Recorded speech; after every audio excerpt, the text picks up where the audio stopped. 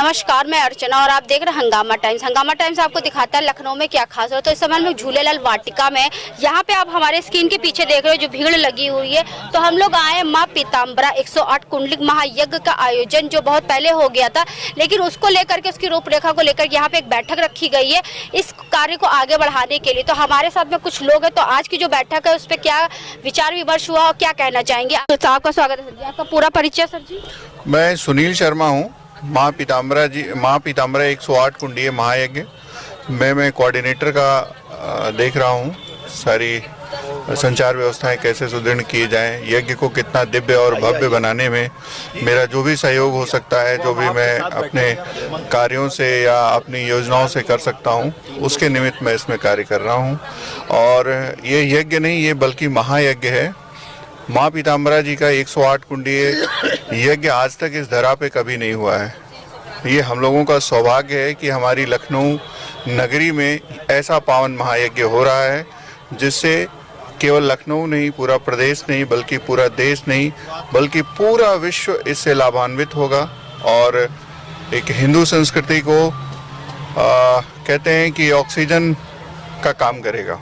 तो सर जी, आज जो बैठक रखी गई थी 22 जनवरी से लेकर 30 जनवरी तक का जो रूपरेखा हुआ है, तो उसके बारे में बताइए जरा। आज की बैठक मुख्यतः कार्यकारिणी को लेके थी कि हम कार्यकारिणी को कैसे मजबूत बनाएं और कैसे सुदृढ़ बनाएं, कैसे जिनकी जो कार्यशैली है, जिनकी कार्य क्षमता जिसमें निपुण हो, उनको वो कार्य दिया जाए और यज्ञ की तैयारियों को और तेजी प्रदान की जाए। उसके लिए आज बैठक की गई थी, जिसकी बैठक की अध्यक्षता हमारे अनंत श्री विभूषित पूज्य दंडी सन्यासी श्री रामनाश्रम जी महाराज की अध्यक्षता में हुई।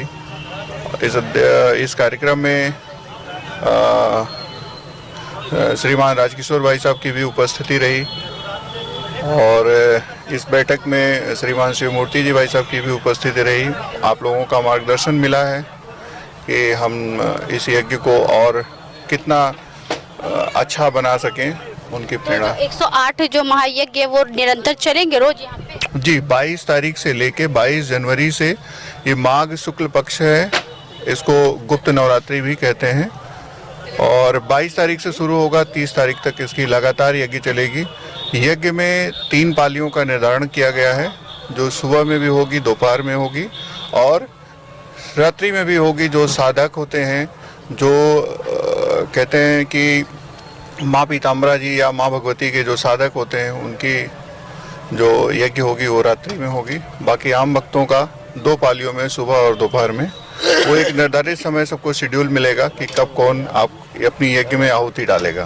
तो हमारे साथ मुकेश जी भी हैं, तो उनसे हम बात करेंगे कि आज जो बैठक रखी गई थी तो उसके बारे में क्या कहेंगे। आपका स्वागत है। और आपको पहले बताइए मुकेश जी, किस पद पे आपको नियुक्त किया? महामंत्री पद का दायित्व दिया गया है। बताइए आपको। आज बैठक में हम लोगों ने ये तय, सब यहाँ बैठक का मेन उद्देश्य ये था कि यहाँ पे सारे कार्य को सुचारू रूप से कैसे चलाया जाए, उसकी सब व्यवस्था के लिए सब लोगों को एक तैयार किया गया है कि किसको किसको कौन सा दायित्व दिया गया है।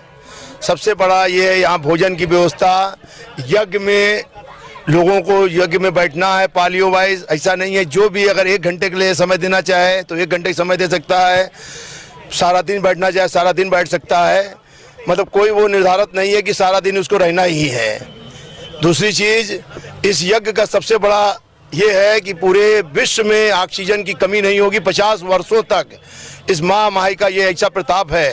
ये हमारे गुरुजी कहते हैं कि ऐसा अद्वितीय ना हुआ है जल्दी देखने को। पहली बार लखनऊ की धरती पे पहली बार ऐसा कार्यक्रम हो रहा है।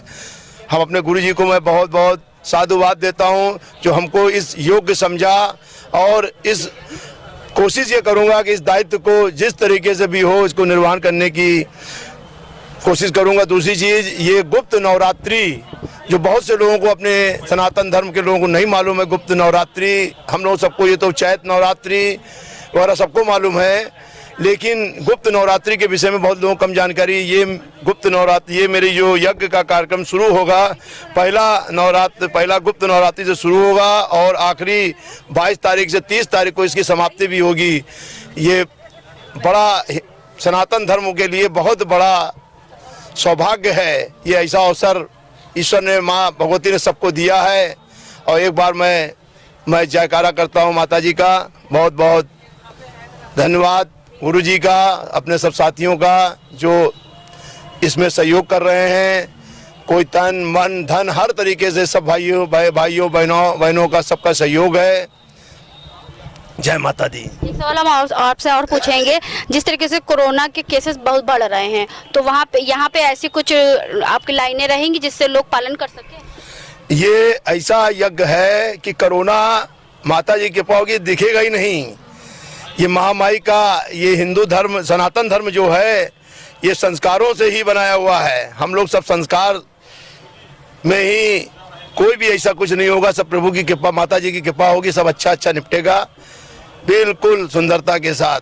तो 108 यज्ञ को लेकर यहाँ पे तैयारी करी जा रही है, जिसके लिए अलग अलग कार्यकारिणी की व्यवस्था करी गई है। तो हमारे साथ में और कुछ भी लोग हैं, तो उनसे बात करेंगे कि यज्ञ को आगे बढ़ाने के लिए और क्या रूपरेखा विस्तारित करी गई है। आपका स्वागत। धन्यवाद। नमस्कार, मैं तुषार श्रीवास्तव। जिस प्रकार हमारे सुनील भाई साहब और मर्चेंट भाई साहब ने बताया कि किस तरीके से हम लोग व्यवस्थाएं कर रहे हैं, व्यवस्थाएं कुछ इस तरह से भी रखा जा रहा है कि कोरोना को भी ध्यान रखा जाएगा। कोरोना को ध्यान रखते हुए जो गाइडलाइन है उसको हम लोग मानेंगे। और उसके साथ एक प्रामाणिकता मैं आपको बताता हूं कि जब पिछली बार कोरोना हुआ था तो ऑस्ट्रेलिया, इंग्लैंड और तमाम ऐसे विदेशों में कंडे जलाए गए थे, हवन किए गए थे, जिससे कि संक्रमण ख़त्म हो। तो इस वजह से जब हम लोग यज्ञ करते हैं तो लाखों टन ऑक्सीजन का संचार होता है। और ये प्रामाणिकता है, ये हर जगह प्रामाणिकता है कि हजारों टन का हजारों क्या करोड़ों टन का जो ऑक्सीजन यहाँ संचारित होगा, वही ऑक्सीजन भावनात्मक रूप में और सकारात्मक रूप में हम सारे मनुष्यों के काम आएगा। और इसमें कम से कम उम्मीद हम लोग करते हैं पूरे देश से लगभग लाखों की संख्या आएगी, लेकिन बहुत वो सुचारू रूप से होगा और जैसे कोरोना का जो नियम कानून है उसको फॉलो करते हुए होगा, क्योंकि बहुत विशाल जगह है और विशाल यज्ञ होने जा रहा है। और इसमें मैं आपके माध्यम से, आपके चैनल के माध्यम से ये अनुरोध करना चाहूँगा, जितने लोग भी सुने, कम से कम आपके लखनपुरी में ये महायज्ञ होने जा रहा है, ऐसा कुछ करें कि आपकी भी एक आहुति यज्ञ में पड़े, आपका भी एक आहुति यज्ञ में पड़े, क्योंकि माँ पीताम्बरा का जो महिमा है उसको आप यूट्यूब में भी देख सकते हैं, गूगल पे भी देख सकते हैं और धर्मार्थ ग्रंथों में भी देख सकते हैं कि माँ पीताम्बरा जिन पे खुश हो जाती हैं उन्हें राज, यश, वैभव का आशीर्वाद प्रदान करती हैं। एक हिसाब से माँ पीताम्बरा का अगर 108 कुंडलिक महायज्ञ करा जाएगा और निरंतर करा जाएगा तो ऐसी महामारियां दूर रहेंगी। एकदम निसंदेह, जैसा मैंने कहा, साइंटिफिकली ये प्रूफ हुआ है कि जब हम हवन करते हैं, हवन कुंड के हमारी धुआं होती है वो आगे जाके ऑक्सीजन का काम करती है, तो और ऑक्सीजन का भी काम करेंगी और ऐसे वायरस उस ऑक्सीजन में या उसके धुएं के साथ वो नष्ट हो जाएंगे। तो आज हम लोग आए थे झूलेलाल वाटिका में, जहाँ पे माँ पीताम्बरा का 108 महाकुंडलिक यज्ञ को आगे बढ़ाने के लिए यहाँ पे रूपरेखा का विस्तारित किया गया और बैठक करी गई थी। अलग अलग लोगों को पद दिए गए थे कि कौन अपनी जिम्मेदारी किस तरीके से निभाएगा। तो इसी के साथ मैं अर्चना आपसे जान लेना चाहूंगी। धन्यवाद, बने रहिएगा हंगामा टाइम न्यूज चैनल के साथ। हंगामा टाइम्स की तमाम खबरों को देखने के लिए हंगामा टाइम्स को सब्सक्राइब कर लीजिए और बेल आइकन दबा लीजिए। अगर आपको ये वीडियो अच्छा लगा हो तो लाइक बटन प्रेस कर अपनी प्रतिक्रिया हमारे कमेंट बॉक्स में देना।